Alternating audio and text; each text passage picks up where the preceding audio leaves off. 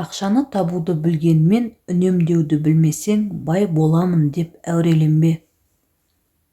Бүкіл өміріңді ақша табуға арнау өліммен тең. 100 мың тауып 10 мың теңгесін жинап үйренбеген адамға ақша өмір жетпейді. Егер сіз тек ақша үшін жұмыс істесеңіз, оны ешқашан жеткілікті мөлшерде таба алмайсыз. Ал егер жұмысыңызды сүйіп істесеңіз және тұтынушыларыңызды бірінші орынға қойсаңыз, мол табысқа кенелесіз. Ақшаның арзандығы көптігінде. Ақша ғана бізді бақытты етеді дегендер адасқан. Артық ақшаны дұрыс пайдалана алмасаң, басыңа екі дүниеде азап келеді. Бастыққа немесе ірі компанияға жұмыс істеу ақша мәселесін шешпейді. Ақша өмірдің маңызы емес, бірақ барлық маңыздылар соған тәуелді. Ақшаң көбейген сайын шеті жоқ таныстар да көбейеді. Байланыстырып тұрған тек қана ақша. Егер сен дұрыс жоспарламасаң, уақыт саған ешқашан жетпейді. Ең қиын үш нәрсе: сыр сақтау, қорлықтарды ұмыту және уақытты дұрыс пайдалану. Арзан әңгімеге құмар адам қымбат уақытын жоғалтады. Ақша үшін ақша табуға барлық уақытын арнаған адамнан сұмырай және бейшара жанды білмеймін. Уақытты таңдамайды, онда өмір сүреді. Уақытты тоқтатар шамаң бар ма? Бәрі өтеді дәуірлер замандарда. Менің жаным ашиды мына өмірді өтпейтіндей көретін адамдарға. Қанша жерден дарынды болып нәтижеге жету үшін барыңызды салып жатсаңыз да, уақыттың билігінен аса алмайсыз. 9 әйеліңіз жүкті болса да, бір айдан кейін балаға қол жеткізу мүмкін емес. Ақша қымбат, адам өмірі одан да қымбат. Ал уақыт бәрінен қымбат. Уақыттың өтетіні рас, көп нәрсенің ұмытылатыны рас, бірақ өмір бір-ақ рет беріледі деген өзіміз білетін қағида бар. Ол қандай заманда, қандай жағдайда өтсе де бәрібір қымбат. Сондықтан өз басымыз өткенге өкпе жүрмейді деп ойлаймын. Өткенге тек тәубе жүреді деп ойлаймын. Егер сіз жұмыс уақытыңызды келесі демалысқа қанша сағат және минут қалды деп есептеумен өткізсеңіз, онда сіз ешқашан миллиардер бола алмайсыз.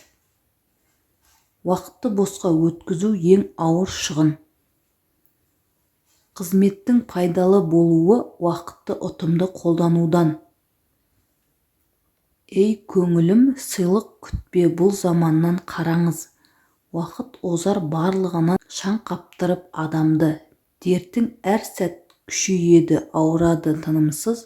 Кен менен мына уақыт емдемейді. Төзім тамаша сипат, бірақ шексіз ұзақ төзуге. Өмір тым қысқа. Бұл күндер міндетті түрде өтеді, тіпті басым бөлігі өтіп кетті. Онда еш болмаса қалған өміріңнің қадірін біл. Адамның ең ұлы қасиеті бақытты болуға талпынуы. Қайғыны жалғыз көтеруге болады, бірақ бақытқа екеу керек. Ақылды кісілердің бақытты болғаны өте сирек. Бақыт қонған ерлердің әрбір ісі оң болар. Дәулеті күнге артылып, не қылса да мол болар. Бәрінен де тек қана өзіне бағынышты адам бақытты. Бақытты адамдардың ұстамдылығы баянды сәттілік сыйлаған сабырдан тарайды. Егер бақытты өмір сүргіңіз келсе, адамдар мен нәрселерге емес, мақсатқа тәуелді болыңыз. Өздерін бақытсыз адам деп есептейтіндер бақытқа жетуге сәл-ақ қалғанда шыдамай кетіп қалған адамдар. Бағалай білмеген адам бақытқа жетпейді, армандай білмеген адам мұратқа жетпейді. Өміріңіз тым қызықсыз болып көрінсе, жаныңызға жақын жұмыс тауып алып, өміріңізді соған арнаңыз, сонда алыс болып көрініп жүрген бақытыңызды табасыз. Әр адамның мінезі басқалардың бақытына әсер етеді. Демек, ол пайда немесе зиянын тигізетін сипатқа ие. Біздер бақыт өзі келеді деп күтпей, керісінше оған өзіміз қол жеткізуіміз керек. Бақыт тапқыңыз келсе, өзгелердің сізді мойындауы туралы ойламаңыз. Қуанышты өз ішіңізден табуға тырысыңыз. Өз өзіңізбен бақытты болыңыз. Өз тағдырына риза болмағандар басқаның бақытын қызғанады. Бақыттың белгісі білім. Өз бақытын бағалай білмеген адам бақытсыздыққа ұшырайды. Кімде-кім бақытсыздыққа шыдаса, сол бақытты. Өміріңіз тым қызықсыз болып көрінсе, жаныңызға жақын жұмыс тауып алып, өміріңізді соған арнаңыз. Сонда алыс болып көрініп жүрген бақытыңызды табасыз. Өзімізді бақытсыз деп сезінуіміздің себебі басымыздағы бақытымызды тірлікпен алысып жүріп байқамауымызда. Басқаларды бақытты етуге тырыса отырып, өз бақытымызды табармыз. Бақыт дегеніміз бұл сіздің ойлағаныңыз, айтқаныңыз бен істеген ісіңіздің өзара үйлесімде болуы. Бақытты іздеп табамын деп байбалам салмай-ақ қойыңыз. Өйткені бақыт деген сіз тек оған жету үшін барлық қырыңызды танытуыңыз керек.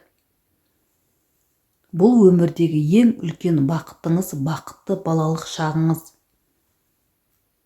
Орындалған арман бақыт, орындалмаған арман күйік.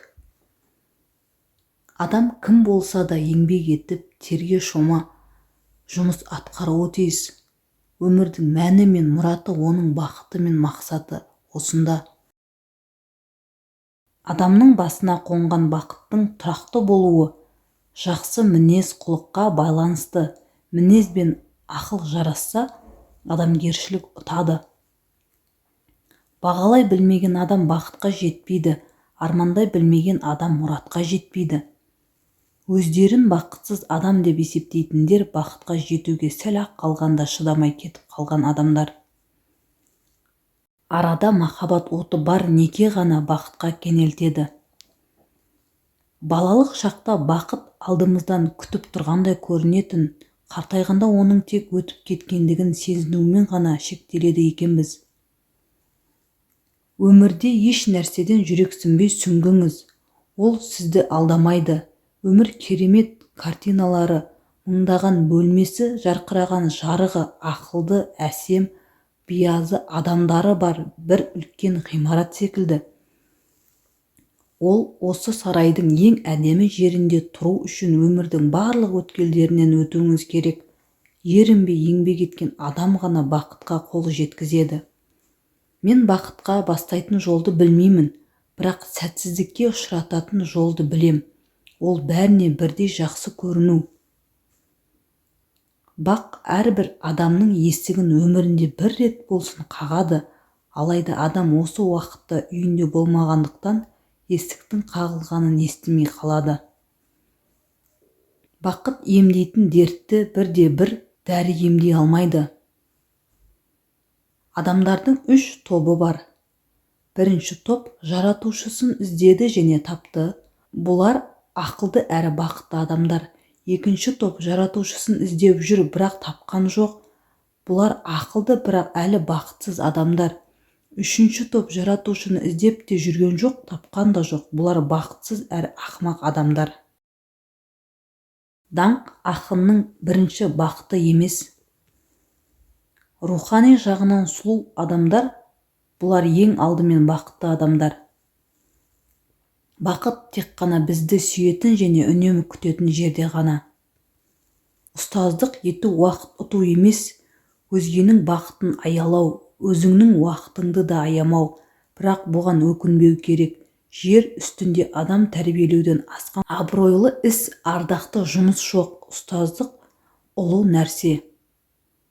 Бақытсыздық бұл өзіміз, ал бақыт басқалар. Адам өзіне өзі неғұрлым мәз болса, оның бойында мәз боларлық нәрсе соғұрлым аз болғаны. Бақытты сырттан емес, жүрегіңнен таба біл. бақытты болған жеріңізге ешқашан қайтып оралмаңыз.